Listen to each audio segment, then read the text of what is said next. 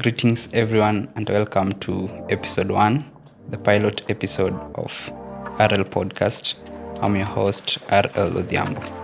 Well, today I'm joined by someone I work with, someone I deeply respect, someone I learn from. He's a mentor, he's a father figure, and honestly, he's a cool boss. Mr. Robert is in the building. Thanks, Roy. Thanks. Welcome so much, sir. Okay, thank you. Yeah, and also we have my book over here, Chasing Ayana. You can find Chasing Ayana available at Amazon. It's a book about self-healing, about love, and it's a vibe. And also, my guest over here, Mr. Robert, is the one who he wrote the forward of the book. Yeah, and I think you can just start the conversation. Thank you, Roy. I'm grateful for having you over here and for accepting to come and be my first guest. It means a lot. And if you can start, maybe take us back about your early life. How was it growing up, and maybe where you're born, or maybe the name Robert, and does it have a meaning? Yeah. I'm still young, but not that old. Per se, I think it's almost now 5 decades. And started way back, those decades, I've mentioned. A humble life, a humble family, Christian family. My dad, unfortunately, now deceased, and my mom still there. A family of 7 kids, me and my 6 siblings. Yeah, so started off and changed my inspirations over time until today. What I do as a person, of course, in the HR field, also in the legal background, in the legal field, and I'm still growing. I still consider myself a youth. Unaenda mbio sana man. Acha tuanze pole pole, like umezaliwa wapi kwanza, like where do you come from? For those who don't know you. Mimi nilizaliwa Nairobi, but nikamishwa Ushago. So I think at the age of around 7, we went. My parents went back to got their transfers to Kisii, and then I stayed in Kisii for like 2-3 years, and then we went back to our rural county in Siaya, where now I took the better part of my education, high school, and then of course thereafter I got admitted at University of Nairobi for my first degree. Bado naenda mbio. So tuko umezaliwa kwanza, umezaliwa Nairobi. Nimezaliwa Nairobi. Then wewe ni mtoto wangapi, for example? Mimi ni mtoto wa 4. 4, okay. Mimi ni mtoto wa 4 in a family of 7 kids. Yes. How many boys, how many girls? Interesting, I'm the middle one. In front of me there are 2 boys and a girl, in that order. And after me there are 2 boys and a girl, in that order. So I'm the middle one. Okay, so how was life before muhamishwe mwende Kisii? I think I was a cheeky one in the family, and as the stories I've heard and the ones I witnessed, I think during that time, it was interesting because even my relationship with neighbors, with the families and all that, in our house, I think I'm told I'm the deviant one from my childhood. Yeah, so it's been interesting, my relationship with my parents. You see both sides, like I've said, I've divided the family into 2. So my relationship with my seniors and my relationship with the juniors, I think I easily bond with them easily. So we are buddies, and from my firstborn, we're just like colleagues and buddies to our last born. Yeah, so it's been interesting. It's been quite an interesting life. Very adventurous, I think, at some point, because adventurous sasa. Unaona ile picha unaambiwanga legend anarudi nyumbani. Yeah, that was me. Yes, sasa ukiwa Kisii. No, that one even Nairobi, like Kisii, even mostly Siaya, because here is where I did. Like mbona mli transfer kwenda? My dad was a civil servant. He used to he's a lecturer, he's a teacher. And he used to get transfers And those days, I think even today, unaweza patwa transfer ende Garissa ende wapi. But now he started in Nairobi. He started in NYS. That's so far as I remember. But prior to that, I understand he was a high school teacher in Kisii. So the Kisii started even before I came. High school teacher to NYS. Then he went to college, teacher, lecturer. Yeah. So me, I came, I think, at the point where he was in NYS, National Youth Service. He was in the Secretariat department.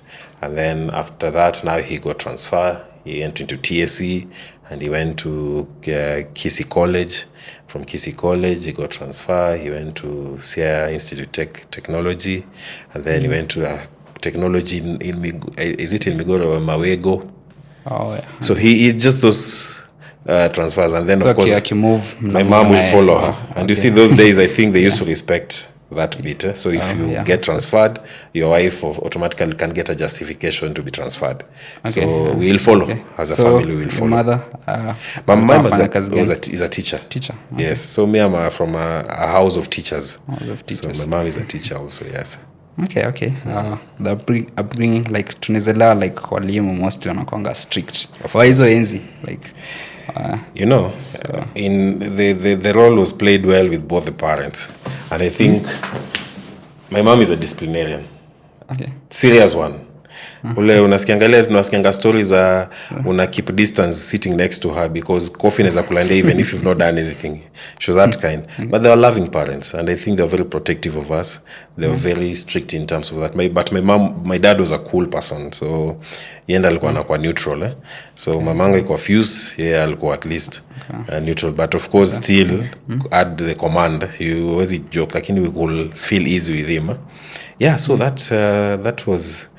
But our relationship was good in spite of yote bado nilikuwa legend kusumbua kuja like so among the kids when do msumbufu zaidi ama siwezi sema hivyo lakini as they say they argue that but yes so okay.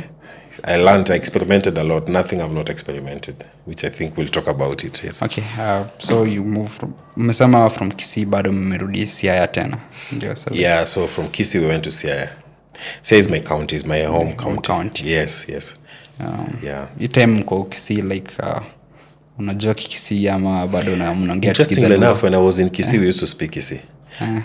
You know I'm Catholic, so even dean Catholic church nilienda Kisii church, and we used to be taught in Kisii, and we'll speak Kisii. And that time I didn't know Luo, I only know Kisii. Was it affecting Luo ilikuwa kidogo ilikuwa inasumbua like not really. I didn't see much because it was not really kisumbua sana, but of course my mom will communicate in Luo, so because of that bit itabidi tu ujue kaa kiboka inakunya maikuji. But yes. Okay, so from Kisii now to Siaya. Kisii to Siaya, alafu kijalo time kwa class ngapi? 4. Class 4. Rudi Siaya sasa. Yes. And then all the way to class 8. All the way to class 8. Ndio wale watu walikuwa nafanya GGC na business ama like yes art and craft. Yes, we did it. Tukaenda kutafuta reeds kwa river, tukikuja kutengeneza those ones. CBC tulianza nayo, sijui kwa nini nowadays they call it CBC. Yes, it tulifanya CBC. So like say like do you have kids like so unaelewa like yes I have kids so tulifanya na hata nikiona CBC niletwa at some point sijui ilifizzle out aje. But as we used to do art and craft, home science, cook, do all those kind of things, later vitu tunaenda kutafuta clay siku tunanunua sijui inaitwa aje kwa hizo siku tulikuwa tunaenda kwa river kuleta clay. Lupundu. Yes, hizo. So tulifanya CBC. Okay. So during this time ume identify what you want to become like ukiwa primary ama not yet. Uongo hapo zi. Uko tu bado like na move na life. Unajua una adventure kila kitu, yani uko tu you're just moving on with life. You're not like very specific, but of course you have those inspirations. There's a time you go to a hospital, then you want to be a doctor. Kesho another idea comes in. Doctor pressure, doctor. Of course another idea comes in. And of course you see a lot of it is also influenced by parents.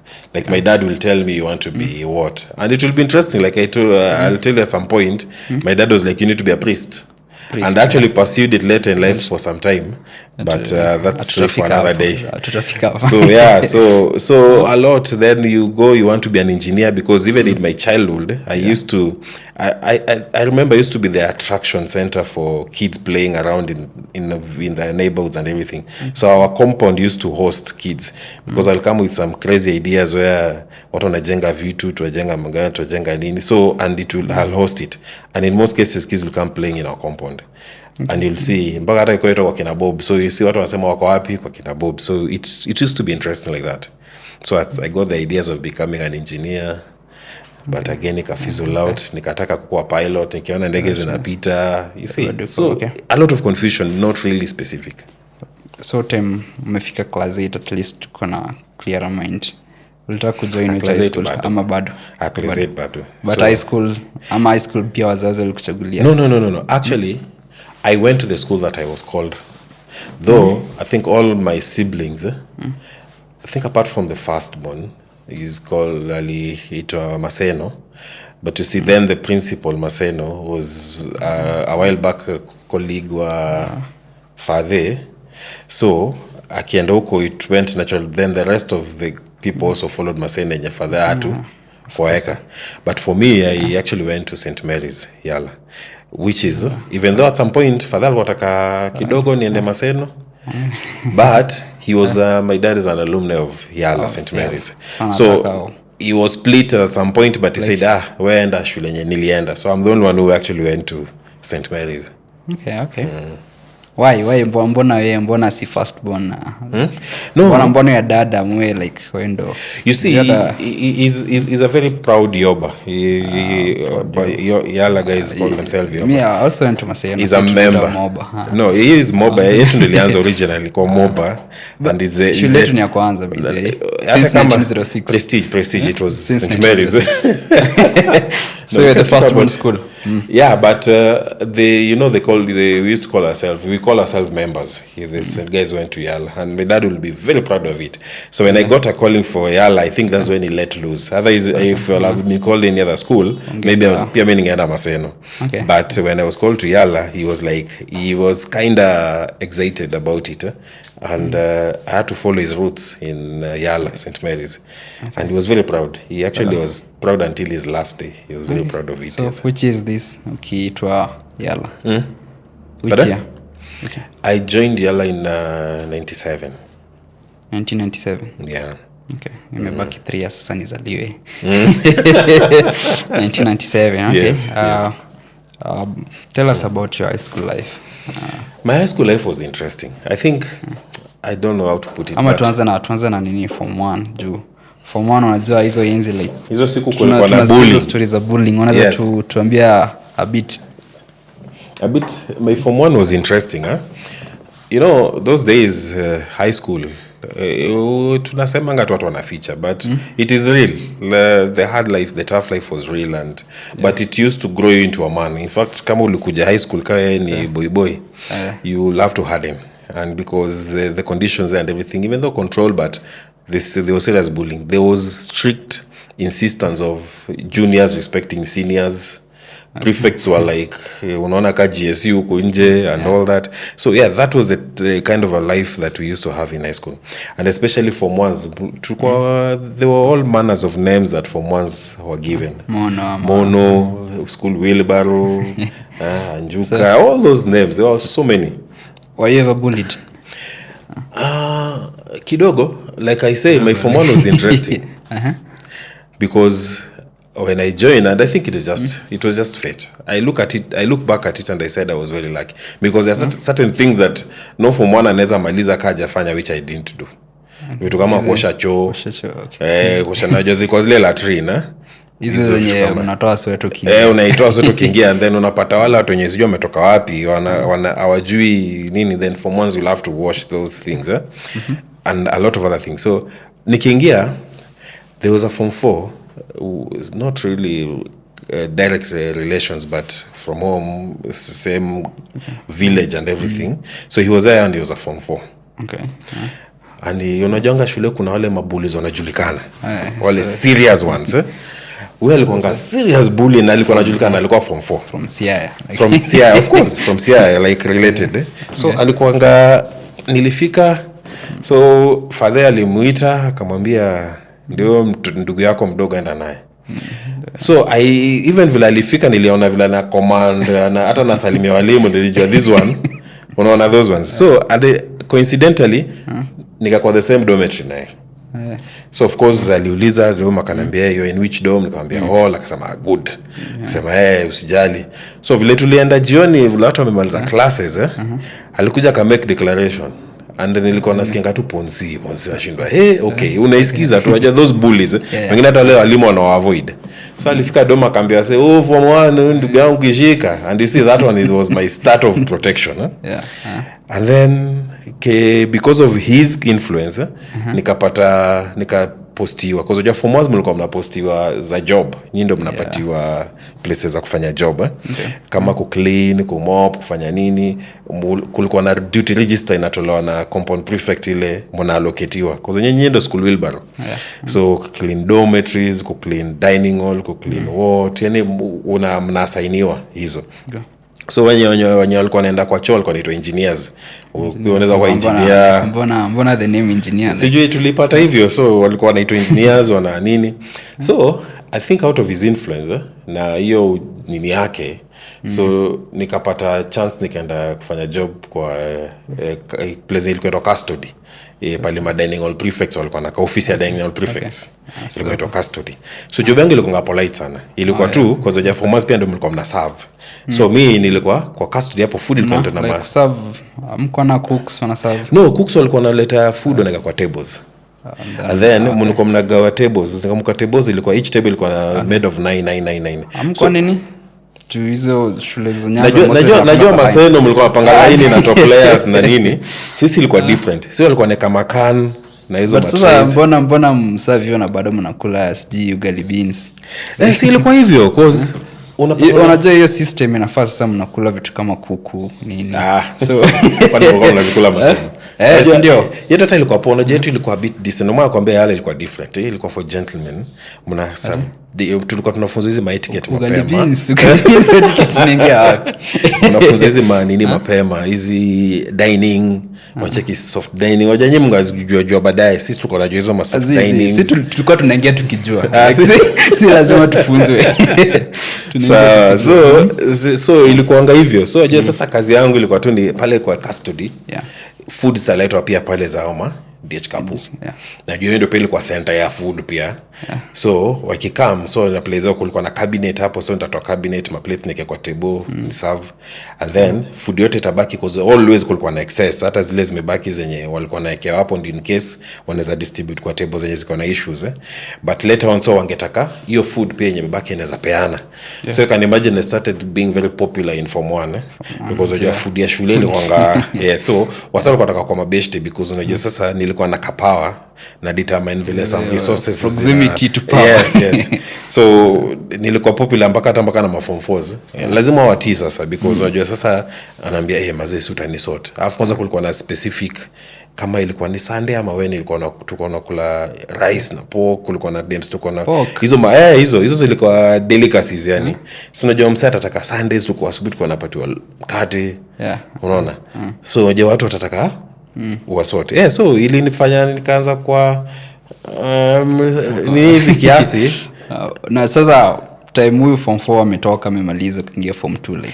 So unajua kwa ziko baada ama like the good thing is ile nini yangu bado ilikuwa the proactive, the adventurous and nini. So form 1 in addition to hiyo nilianza kwa active sports.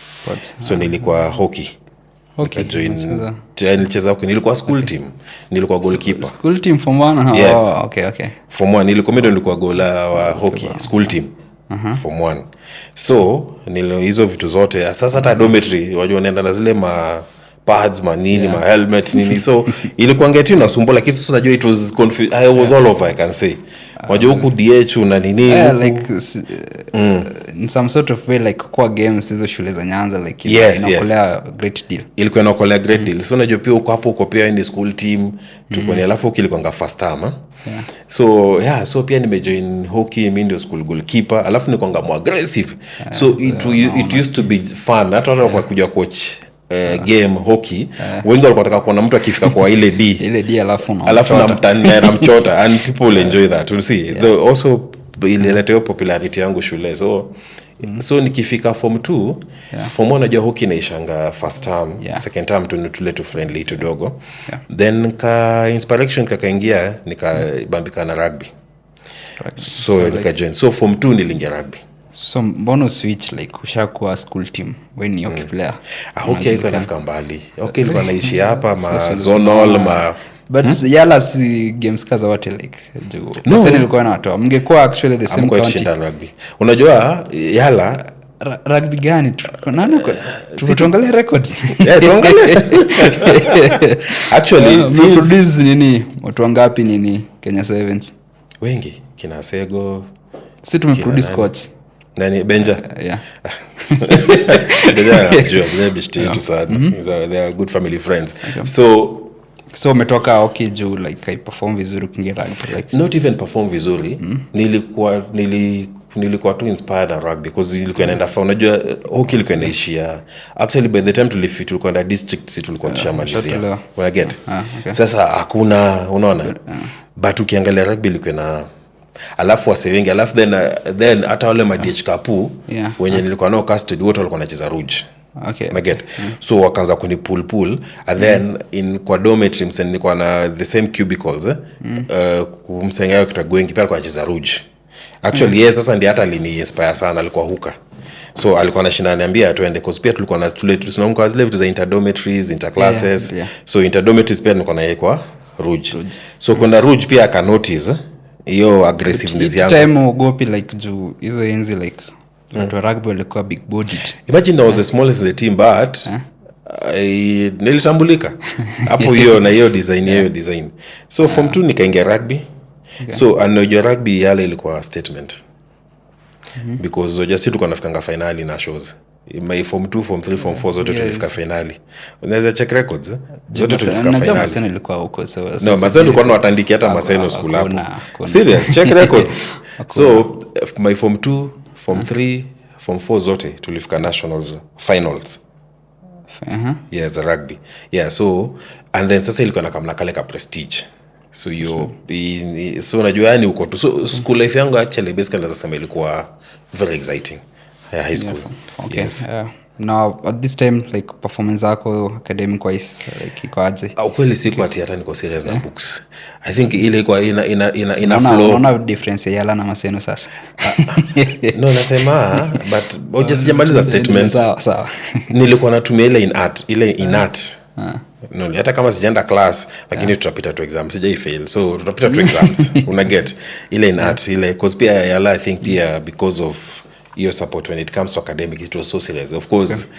I have not seen the last nini but it was a giant then always top 10 in national exams so it also flew with that because ilikuwa giant in terms of academics and all that so pia ilikuwa inasaidia so in spite of kucheza sana lakini pia ikifika ni class pia unajipata unajipush even though ilikuwa a bit not ilikuwa skewed lakini so unaweza sema average ilikuwa na kama average not average ya katikati average ya on the upper side above average yes exactly. Ukirudi home like parents wako satisfied na malangu hata uko number 1 baada anaweza kukuchapa so unaweza kuwa number 1 lakini anaona mathematics last time ulipata 8 this time ulipata 7 itakuwa neno war so of course but father now alikuwa na appreciate alikuwa zile za yes but which is good also at least ina keep on toes.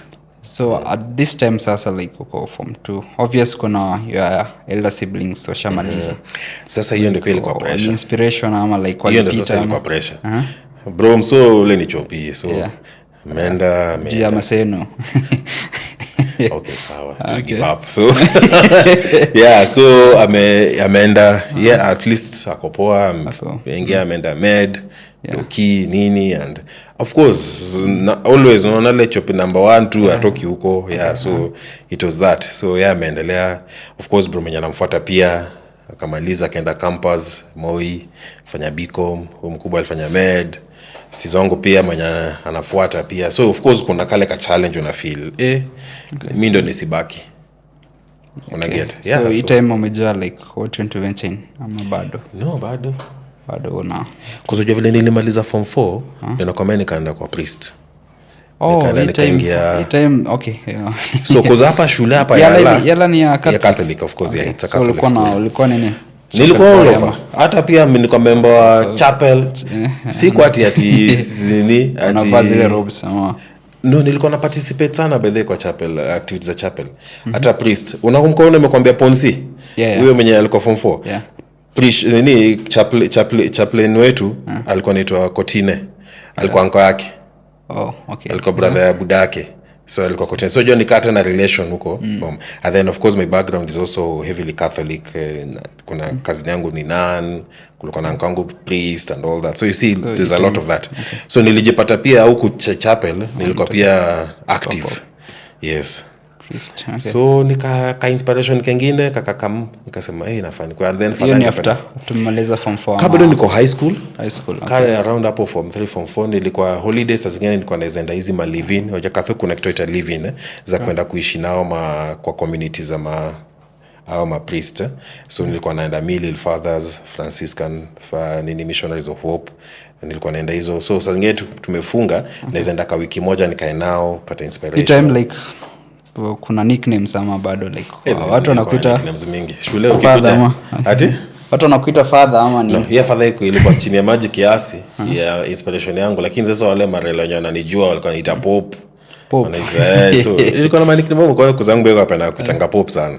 So so hizo zilikuwa shule zilikuwa I think hata nime lose count ya nicknames zenye nilikuwa napewa. Sasa ukiwa mischievous in some way like silikuwa na choma like imagine watu walini accept tu hivyo. That was me. So amadijua like hakuna pale unaenda na hiyo.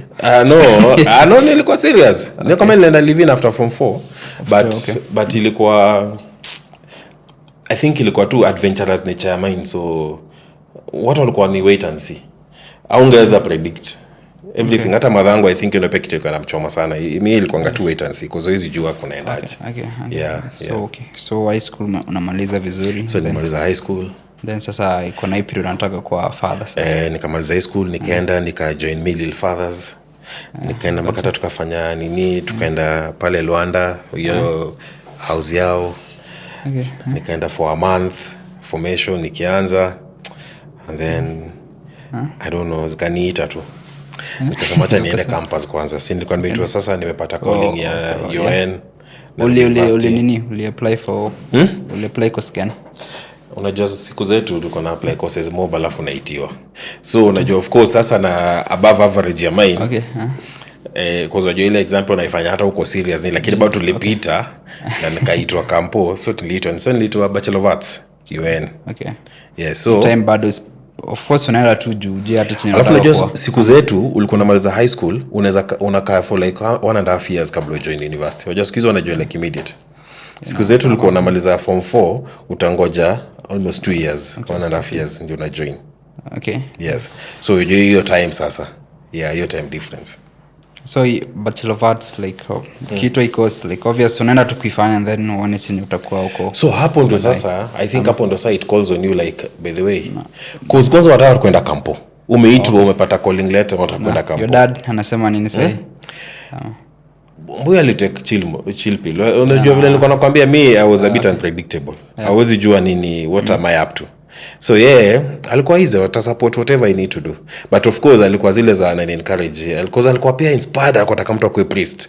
Pengine aliatanga kwa priest, so aliona anaweza kupea na mtu wake moja kwa. So alikuwa he wants to be somebody to be a priest. So but madhena alikuwa zile za hawezi. No, si hawezi. Alikuwa niende campus. Because I think nikiwe inspirations zao Mbuya alikuwa a bit excited, but then alikuwa tu hapo zile za mpaka alikuwa kuniambia you sure waje mpaka zile akwambia unaweza enda tu university nini you sure because yeye anataka you see so like tukua hiyo place ya nini imechange mind yako ukasema uende campus kwanza? Kwanza tulienda formation nakumbuka hiyo time tukaingia pale nilikaa huko mwezi moja Some information like unajua ukienda kwa priest kwanza kuna hiyo stage 1 mnaenda tu mna kwa community kwa church mnakaa yani ni kama mna secular unapatiwa time, it's supposed to be like a year, I understand unapatiwa time ku decide, lakini already unaingizwa kwa hiyo life yao, so jua ile controlled, ile mnaamka 6 mnaenda prayers, after hiyo mnaenda church, and then after hiyo tena mna retreat kwa room zenyu, yani uko secluded nini. Unajua sasa mimi ni mtu wa nguvu mingi, sasa unarudi sasa umefungiwa na foka indoors for sijui how long, unafaa uombe udesign ufanye vitu kama hizo, then at some point mtaenda tena kati break, alafu mtu atakuja ataongelesha, kuna hizo to workshops, and then again mnarudi tena ukae peke yako kwa room, unaona imagine hizo nikao mko tu hivi, but it was a good period moment to reflect because you're supposed to reflect it yourself. Assume like sahi ungekuwa priest like ingekuwaje? Maybe ingekuwa if that was the calling it is, but oja God call watu kwa vitu different so maybe so like, I'm still a priest, I'm still preaching like bele kwa priest ni calling, so yako like ulijipeleka tu ama no it is maybe I'm still finding my nini, it's a calling maybe so is kwa priest toka though how do you know is it allowed so labda fungue kanisa orthodox ingine no inaweza kuwa okay so but of course now I took a different vacation, yes turudi sasa back to campus to UAN sasa nimeitwa UAN sisi ndio bachelor of arts huko tukaingia kawaida nguvu vile ilikuwa na hostel ama like hostel unajua nimetoka Ushago okay so even though huko na kuna relatives unarudi Nairobi julikuwa si bro pia wanasoma huku relatives wangu aunties wangu wako huku around watu nini, so it's not that I am lost within lakini sasa home wazazi wako Siaya, so home iko Siaya, so of course kujua huko nilikam hostel, so nikaingia day 1 hata tunakumbuka bro tukaenda naye mso kaenda nikaget hostel wacheke kale ka excitement na sasa nikaendelea na hustle zangu. Hustles gani hizo sasa? Of course ile because I'm hata immediately first year nilijoin politics za Sonu kapiga na niko fresher yes niko nimeingia mean machine niko Rouge nacheza mean machine so tena back to routine. Okay, so it's time sasa ukaona ile priest kai kando I think hapo nilisawa hata kiasi nilikuwa lakini bado pale of course church bado naenda, lakini sasa tena umejipata sasa unafanya hizo vitu zingine na tena excitement tu life inaendelea na bado uko hapo, and then hakuna kitu sikujaribu by the way. I think hapo first year hapo no sasa mazote but hapo first year pia niko na mabeshte pale sasa tumegundua I think hizo ndio siku pia hata Kenyan local music zilikuwa zina come up kina ama local artists kina Jokali. Sasa tena unajua mimi nilikuwa na experiment kila kitu so nikajipata pale, alafu nikakuja hiyo time ndio hata Calif Records ilikuwa inaanza inashikashika hizo days and then sasa Clemo unajua sana nikakuzoa mine so because tukigrow up of course tulikuwa together tuna hata saa zingine holidays zingine tulikuwa naweza stay Calif nini sasa vitu kama hizo so nikajipata nashindwa kuna kitu inaendelea hapa so mabeshte zangu naambia Clemo namjua tuende, so tukaenda huko wakashindwa vile mimi nikiingia huko ile ni home unapata wasee wako nje nini studio nini, lakini waje mimi naingia naenda kitchen nini so ka inspiration nyingine tatu tukatoa ngoma gani hiyo tu hiyo ngoma ziko hizo yake tulizo chini ama tukatoa ngoma pale kidogo ni kwa local artists unajua unavalizia fat farm mafu manini hapo tu first year hapo manini so all over so hii time unaenda hata class ama sasa juu celeb imeingia sasa nilikuwa celeb nakwambia hata watu ma lecturers zingine nilikuwa nasikiza cut yani life ilikuwa all over huko tu all over cause yani huko na mabeshti tu huko mnaenda na kwa mimi curiosity ya mine kuna kitu experiment kuna tema hata beshte tu mwingine aitwa Sama alikuwa anafanya pia hasa soul zake za ubounce alikuwa akakuja tupiga story tukamchocha tukamwambia pia tu kwa mabounce tunataka tupate gig tulikuwa kwa gig ule kulikuwa na club iko ta Galileo huko hivyo hiyo siku tukaenda gig coach buy mavitu tukaenda sasa usiku tuenda kwa mabouncer so pia experiment sio time mnalipwa ngapi hata sikumbuki tulilipa how much. Nakumbuka tu hiyo do hata tulichukua ikaisha hiyo siku. Lakini sasa vita ingetokea tulileta vita. Unajua sasa acha nikwambie story hii. Acha hii kama commercial break. Okay. So si tume Sam umsali kwa nyumba yani alikuwa mkubwa. But alikuwa beshte pia. Alafu aje saka kampona hiyo nini na so tulende moja unajua uko vibrant. So curiosity tu. Nikamwambia mazee si tuende naye siku moja tukue mabouncer. Kwa hiyo nilikuwa unaenda club unaona vile mabouncer nini. Na nilikuwa na nini sana na hang out sana ma clubs manini. So akatuambia mnataka gig. Kuna gig nyingine kama weekend na organizia. So tunaanza sasa nafaa tufanye. Mnafanya kwenda maboots polo hizo seta warm nini. Nakumbuka tulienda bishi tangu yetu Pino, Abuga nini tukakimbia kutafuta hizo mavitu gikosh. Nilikuwa excited. Kwa bouncer. Nataka kwa bouncer, nataka ku experiment. No, sasa ile excitement. Kwa pop kama. Imagine. So, pop at some point alikuwa bouncer. Na pop nani. So, si kafika usiku tukavaa nilikuwa na bamba ni tukaenda Galileo hapo hivyo huko Mbezia Mill. So tumekaa but ile ilikuwa ni club ya mababi. Sasa hiyo time yote watu wako polite. Hatupati job unacheki ile yenye unaona ngabo sana pepo watu tuvuruge. Na kwamba ilifika ngama time saa 6 hapo beshtangu yetu Ken. So ngoza like ukivuruga ndo mnalipa ama nini? No, sasa tumetulia tu. Of course the whole purpose of course ya mtu kwa kama bouncer ni vitu zikue order na kila kitu. But unajua sisi you see ndio tumetupeleka sisi mabouncer hiyo si job. You see tunataka sisi tumeenda adventure. So nikakusikizana na koje nikamshona unajua nini na same place ma inabo. So nikasema si tu choche kitu tuvuruge. So tukaenjoy mse fulani hapo. Fala mwingine ameingia hapa amelewa. Nikamwambia tuchukue lebio kunywe nini. Kwa table tu yenyewe. So je tunangoja. Anajua amelewa akaenda hivi akachukua. Wasema hiyo table mwingine akamka akamshika. Nakwambia tulitoa watu nje. Tulitoa watu nje. Yaani hata kama kwa innocent. So hiyo ndio fun part. Ilikuwa fun. Ushebeba mzee ukamtupa nje. Ilikuwa mpaka mdosi mwenyewe akakama tuambie kuna tulieni. Na I think after your job ilisha. So after your start kwambia si tushamaliza fun yetu so tulipe. Sasa tukainsist tukamwambia usipotulipa tutachafua hii place. Akatupatia do I think somebody choka yani alikuwa shona yenyewe sasa ni mafala. Tukapata date tukatoka tukamwambia sisi tunakukalia mabonza hatukaenda. But tulikuwa share experiment. So it was a good thing yani tulikuwa tu adventurers I think. Turudi sasa back to school maybe. Una sasa ni second year third year fourth year. I think nilianza ku get serious nikienda second sem ya third year.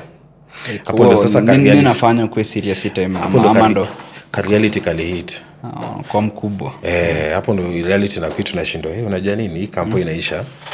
So what next? Narudi siaya ama ndafanya nini? So hapo ndo at least I think hapo ndo sasa nikaanza get serious. Reality kali hit zile za okay after hii what next? Because your life yangu ya kampo. But then hata hapo nyuma hata nakumbuka nilikuwa bado nafanya ma side hustle because nilikuwa na job nyingine nilikuwa nafanya usiku ya data entry na napatiwa do, nilikuwa nacheza rouge, nilikuwa nafanya so wajua wasa kiniona walikuwa kidhani mimi ni babe mtu wa dosi lakini wajini hustle za mine because sisi tulikuwa family humble. Mkichase the bag pia unaweza chase yana. Yes. Kitu kaa hiyo. So ilikuwa exciting but I think hapo third year second sem ndio kale ka nini kana kuhit. Uko almost kumaliza. Yes, unashinda. Time mnajua kitu tunataka kuwa mabado. Alafu nimeona wase wenye wako mbele yangu. Ushaanza kuwa na plans za marriage ama like marriage time umetoka. No, already niko na dem yangu hapo. Yes. Mlipatana kampo ama? Yes, hapo hivyo. Okay, umedate kampo kawana kampo. But hakuwa kampo hakuwa kampo. Alikuwa nje cause ya hizi za usanii na za manini hizo of course lakini alikuwa ulipatana aje? Tuseme hiyo baadaye. Yes, but alikuwa kwa escapade zako kama bouncer ama nini ama no. Niauza usanii mostly hizo. So tuna date na tuko serious lakini huko cause nilikuwa all over. Hata I think dem kikipa na mimi ilikuwa stress cause unajua pia huku story mingi zina happen huku umeshakuwa celeb kaacha tukaonekana tu Graven kidogo tu wasanii na kina pilipili kina jokali place fulani tena ukaacha unacheki kutafuta vitu hivyo unaacha unafanyia unaacha so ikafika nikamaliza third year. Sasa fourth year sasa at least nilikuwa sasa najipanga kilife. Okay. So like ukijipanga sasa umeamua like unataka nini in life. So fourth year ndio sasa unajua job kampuni inaisha, then next sasa hizo vitu za so what after. So I think hapo nakumbuka sasa nikaanza kukua a bit closer sasa na academic wing. Nakumbuka sasa tulikuwa unakuwa serious, unajua sasa wale mnakuwa watoto serious, mnataka kujua hata na lecturers and then dean wetu nakumbuka alikuwa ushasikia Father wa Mugunde. So alikuwa ametulike sijui kwa nini, hata hizo zetu za kucheza ruji nini za machine.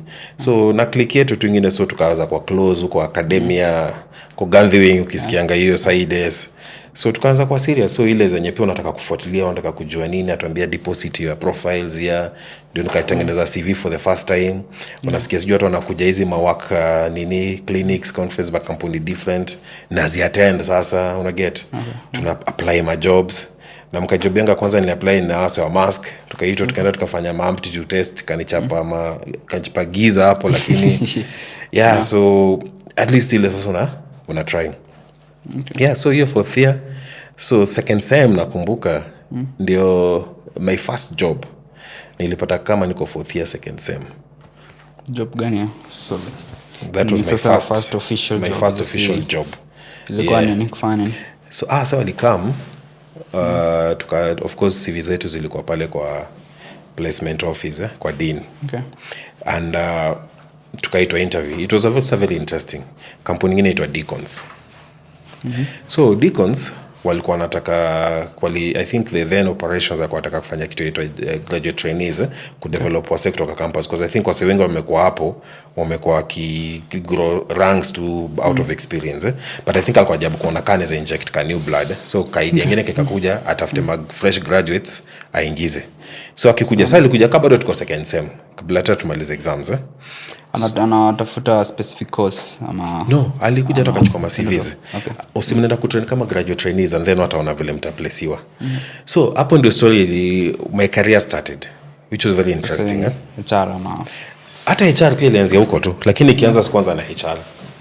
So kwa nakumbuka hii day tulikuwa tunaitwa wengi, unajua walikuwa na interview watu wengi. So mi hata sina idea, unacheki ile clueless baada hata ujui au ujejua interviews zinakaaje, nini zinafanya nini. So tumeitwa, kwa nakumbuka hata nikienda interview wajua UN paliko Deacons head office ilikuwa pale Norfolk Towers. Hapo tu si mbali na UN hapo KBC hapo Norfolk Towers So ni walking distance to from main campus. So tumeitwa. So mimi nakumbuka hata interview yangu ilikuwa saa 8.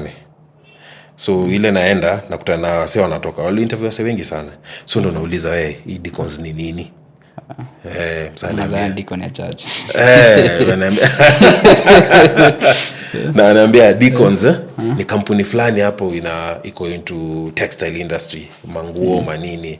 Anauza sheskia stories za kina Mr Price, Woolworths. Ni nasema sasa lazima copy. Unajua Woolworths ilikuwa pia end una expect ati identity. So nataka nijue, wanaambia watakuuliza tu what do you know about Deacons? Unaweza sema tu. Sasa hiyo najua ni kwa barabara. Nakumbuka ilikuwa ni hapo tu msame toka interview anakuchanua. Anamwambia unasema tu they have stores Woolworths Identity. So Identity ko Village Market, Woolworths ko Sarit, ko Yaya, alafu Mr Price hiyo. Na For You walikuwa na brand gate For You. So nilikuwa nataka nishike tu hizo. Hapo nikasema so brand ya wa Young ni Identity. Wase all ni Woolworths hivyo. So nikashika na Identity kwa wapi? Village Market. So nikashika hiyo nikakwambileza hata sitaki kuongea na mtu hiyo nini inaweza toka. Hiyo knowledge inaweza toka. Inaweza evaporate. So nikafika nikaingia. Sasa time yangu ikafika, so nimeingia.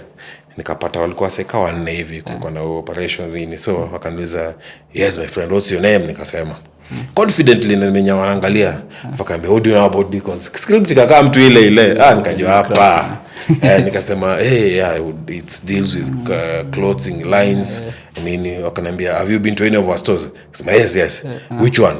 Nikamwambia Identity. Where? Says that as Village Market kwa my friend. Nikamwambia Village Market Identity. Nikamwambia when was that? Nikamwambia my mom used to take us when we were young. wote wakacheka. Na niko confident naangalia wote wakacheka. Okay. Kumbe nilileta nikuja nikagundua hiyo the identity ilikuwa 23 months old. Ilikuwa franchise mpya wameleta. Wakacheka. Mwingine akasema, "Are you sure?" Nikasema, "Yes." Unajua naangalia hivyo.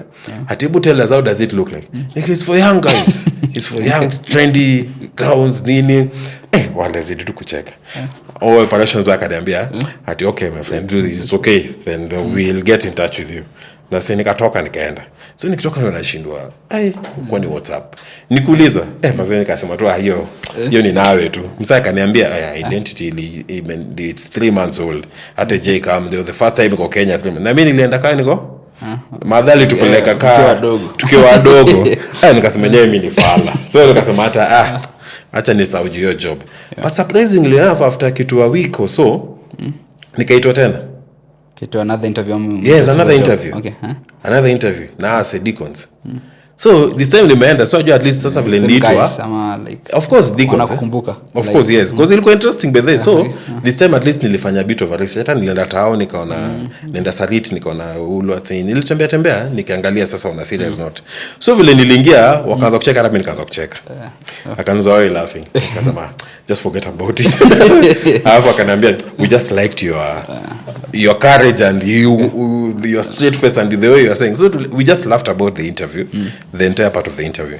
So ndio akaniuliza but have you nikamwambia by then now this time round I got my lessons. I went to do my research. So I went to your stores and I nikamwambia I met Simon Yaya nini. So wakakuwa curious. Wakaona okay. Na hivyo vile nilipata hiyo nini? Job. So tukachukuliwa seka 15. So tulikuwa tunaenda hiyo program ya 3 months. But sasa tulikuwa tunatrainiwa kama graduate trainees. Okay. So the program was tunakaa head office, uko na wiki 2 kwa each store, vitu kama hizo unatembea. Na the next move ina depend on recommendation ya manager mwenye yuko hapo. Okay. Yeah. So nilikwambia tulianza wengi. But sasa wengi walikuwa na fall out. Then kuna wale managers walikuwa wanajulikana ni wrong numbers. Wale wakali wale hata wezi pita. So ajua kwanza kulikuwa na mingine sitaki wasiweze mtaja lakini ilikuwa shop nyingine hapo. Pala hakuna mtu alikuwa anatoboa. Mtu anakatusi kumbe wengine walikuwa wanajitoa wenyewe hata wangoji kuambiwa waende. Ndio maana by the way tunakwanga hivyo. Kuna tuna specific. It is interesting which is something that later on in life I've come to learn especially in my current career. So huyu msee alikuwa anapitia kwa store yake alikuwa na harass. Unacheki anawaharas so wengine hata kwa nangoja so mimi nilisema hapa strategy because uzuri nilianza na ile identity tunakumbuka ile yenye nilikuwa nimeelekana kwa mtu yuko ndo nilipostiwa first na nilikawia sana huko hata niliskip nini yangu moja kwa sababu naenda 2 weeks but nilienda huko for like a month so nikajua hapa hii na najua huko ni kunoma lazima niende na strategy. So kwanza lazima ni minimize hizi 2 weeks kwa zenyewe size stomach. Hiyo story nasikia na happen huko 2 weeks. But at the same time lazima nipate recommendation yake. Usizojua nisipopata recommendation yake unaweza rudia. Una get. Sasa hizo watu wamesha follow through kitu 6 peke yake. Kwa hiyo program from 15. Yes. Okay. Ilikuwa I think more than 15 to baki 6 peke yake. So time yangu ya kwenda hiyo shop nilienda day 1 nikanyenyekea. Enyewe msali nianzia na day 1.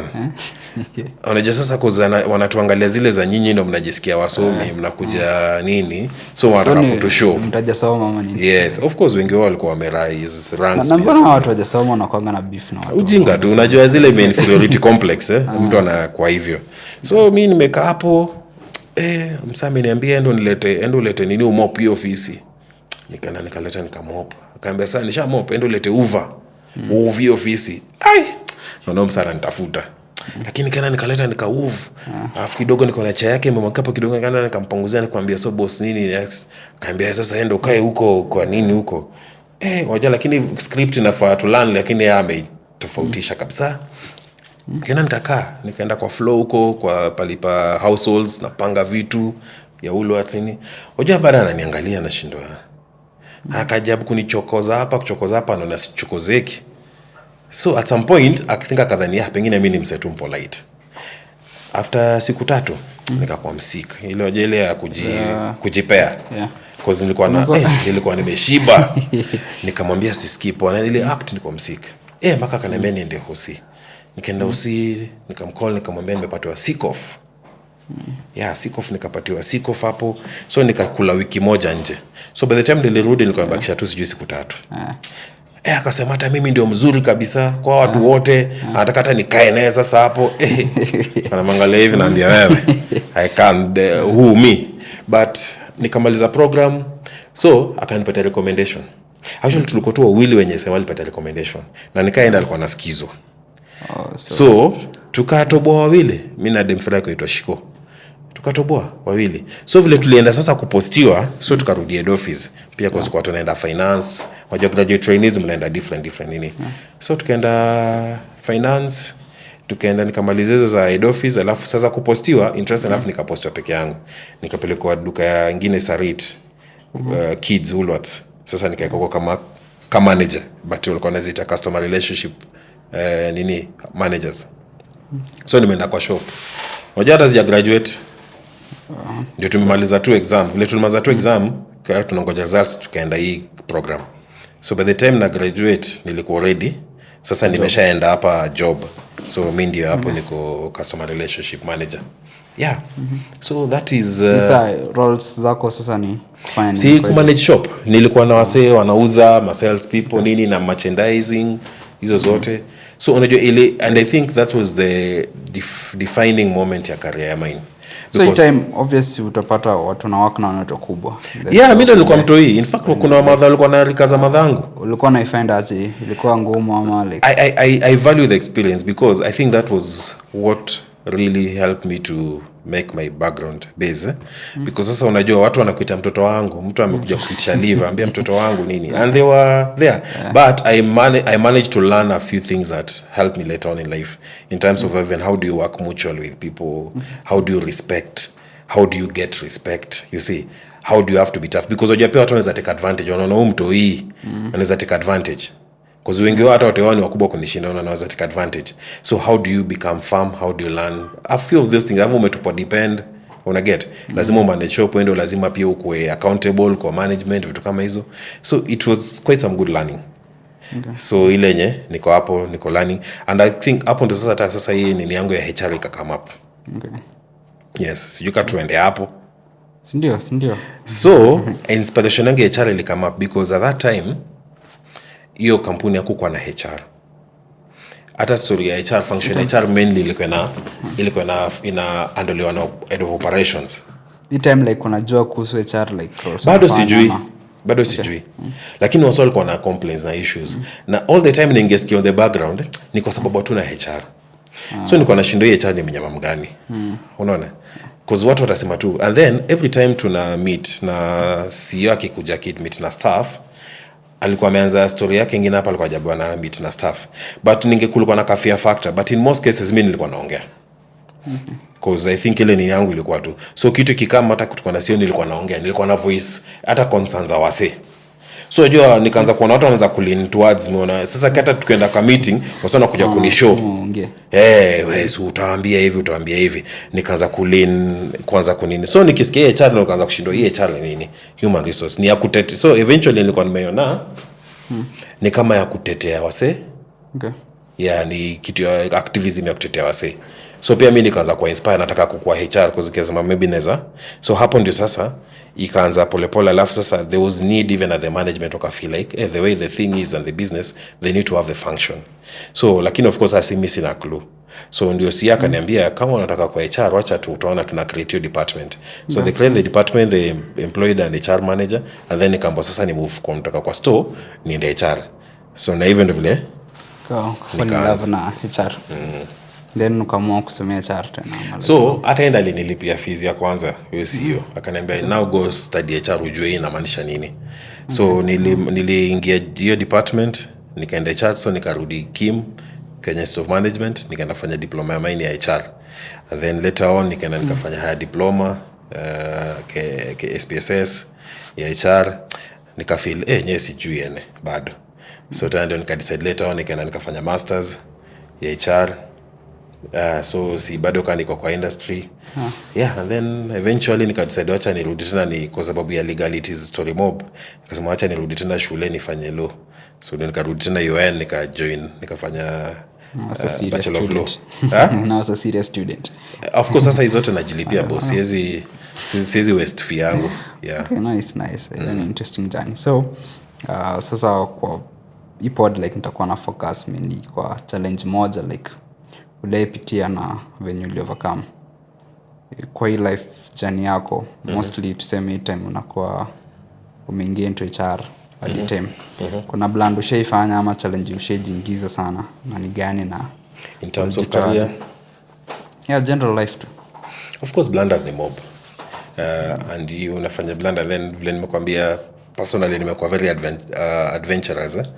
Lazima niko napitia mablunders mob. Kuna mistakes zenye unaweza fanya zenye kuna learn, kuna areas zenye unatake. Kuna kama nimekwambia nimejaribu kutake different lineages, then kama unafika pale mbele una realize maybe this is not what I'm supposed to do. Yeah, so yeah, blunders zimekuwa mob career wise. Yeah, zile za una feel ume waste time, maybe you should have focused on something else. Yeah, those zimekuwa zile. So blunder gani tuseme main one yenye unaweza share like venye kama out of it? Juu niko sure nini kuna tu maybe kuna mtu fulani pia na amefanya hiyo blunder. Yes, swali ni tricky because ajabu ku place it after hii discussion yetu na imagine kuchoma pia. Which one? Ati kuchoma. No, unajua saa zingine kijob hata pia saa zingine una make blunder, unacheki.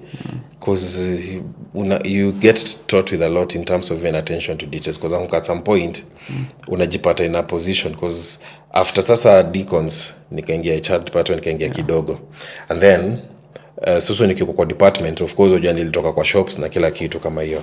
So kuna wase wangu huko wenye wako kwa shops wenye pia wanafanya vitu, lakini una cover up, unacheki, because ni mabeshte na manini, and then later on inakuja inajulikana, na nikijulikana unajua sasa you are part and parcel of hiyo lende yenye wasa wanafanya na cover up.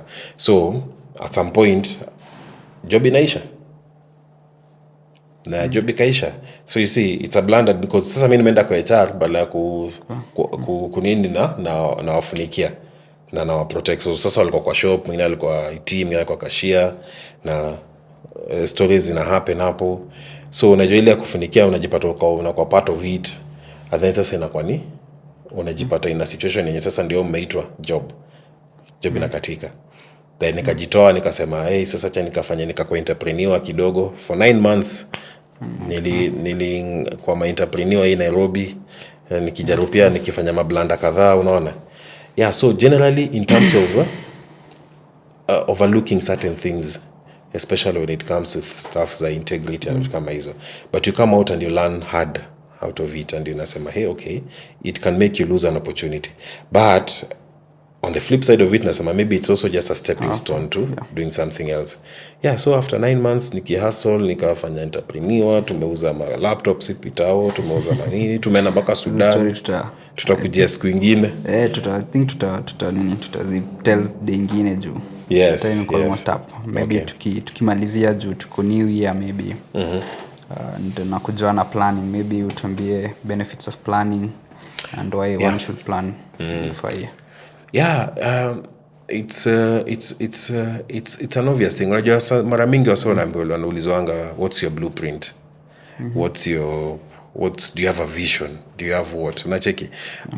Hizi vitu mostly tunazichukuanga tu mzaa juju, but if you look at them seriously and if you get an opportunity to seriously critically dissect them, unakuja na notice life inafaa na purpose. The purpose can only make sense to you when you are clear in terms of your vision and all that. So when it comes to planning, it's part of the subset ya hiyo kitu unafanya ya planning, and especially kama unajijenga life, unaangalia mbele, which is basically a vision. Nasema what do I want to do, what do you want to become, what I want. Unajipeleka pale juu, and then sasa how do you dissect it coming downwards. Then sasa unasema kama hii mwaka hii nini, what do I need to do. But you see, kusema tu is one thing, hiyo inaweza fizzle out, ni kama tu upepo imeenda. But now putting it down and kusema this is my plan, then makes the difference. And then even getting an accountability partner makes a difference. You get. So it is a good thing, because I can say Martin I achieve, but the few things I've achieved and most of the friends on Ashanganga I achieve, it's something that I put down and I get myself inspired into doing it. You get it? Yeah. So that part of planning and even taking your time and putting things down, na ukajiscore na ukazipatia timelines na milestone na kila kitu, it keeps on pumping that fire in you, because every time utajiuliza kuna hiki tunafanya. But where unaona, I need to write this book. Where? Why? Imefika wapi? What am I supposed to be doing? I need to do this investment. So ukijieka into that space, so unapata hata kama opportunity kingine kakuja kanaweza support one of your goals, it makes it easier to just divert that energy ama that fund into that. So this planning things helps a lot. So unajipata kwa mfano nikisema tu like story yangu, at some point nikasema hii Nairobi sitaki kuishi kwa rental. Na sitaki kutengeneza tu nyumba tudogo sijui wapi kwa mtaa sijui hizi. I just want a big compound yenye niko na mpaka shamba na kila kitu. And then unataka kubaika shamba, utakufanya nini? So cheki na kuinspire na kupush, then eventually unaona buy. Then kidogo unajenga, unafanya. So unajua ukikuja hata unapata soko uko na compound kubwa, uko na shamba, uko na nini, unaweza fuga kitu unaweza fanya chochote. You see? So pole una build hizo two milestones. You get. So anything that you want to do in life, anything that you want to own in life, I think it starts with that idea, then it goes into what you plan, then what you put visually in pen and paper, and then now having some accountability, and then unajua trust kila mtu, wezi mwaga nini mtama kwa nini. There's those few people like me. I started having a coach early in my life when I started, who I have until today. Mtu maweza enda kupima wazimu, unaweza enda umwambie kitu akwambia hiyo ni ufala, wachana nayo, unaona mpaka unashinda au msee nikaa nitaki, lakini eventually unakuja una realize by the it's a good one. And I think story for another day. I tell you even about the coaching bit of it. But it becomes very inspiring here. Okay. I think tumemaliza, but need your time, but thanks for your time. Asante kukuja. Yeah, thank you so much, Ray. I think I'm inspired. I'm inspired even with you. Even nimejaribu sana kuandika book inaniuma kichwa, and you know that. So even for you to have actually come up with such a thing and write a book, I think it's an achievement that it's worth applauding. Tunaandika book moja tunaandika si by nini, by anza kuiuza quarter 1. Waambie tu by half year tutakuwa tumetoa ingine. So na human resource sasa. Yeah, of course, yes. Of course, yes. Thank you so much for joining this episode 1 of RL podcast. Asanteni sana na subscribe at least nianze ku ni komoka. But hii ni passion anyway, so like pesa itakuja kwa baadaye. Thank you Roy. Thank you. One thing unaweza advice, upeana advice moja then to malize tu. I think tukimalizia, especially for youth, because I think this is more of trying to see life journeys and the rest in the small ways that we achieve. I mean, the small things that we do, it's just people to believe in themselves. You know, the last thing you need to lose in life is hope. Kabla udedi tu lose hope. So ukitaka ku lose hope, dedi kwanza alafu sasa lose hope, unaona. But I think the most thing I can tell guys is you have potential. In coaching we say that the client has potential. The client is okay and can do whatever they need to. They believe in. So kitunaweza inspire tu na waseni whatever you believe yourself into, and it's a good thing, of course. See, it's a good thing if you believe yourself into. Just focus on it and plan around it, and just keep on pumping yourself and encouraging yourself into it. Maze utaitoboa, I get it is very possible. Okay, I think we're done. Thank you so much for watching. Tupatane episode 2.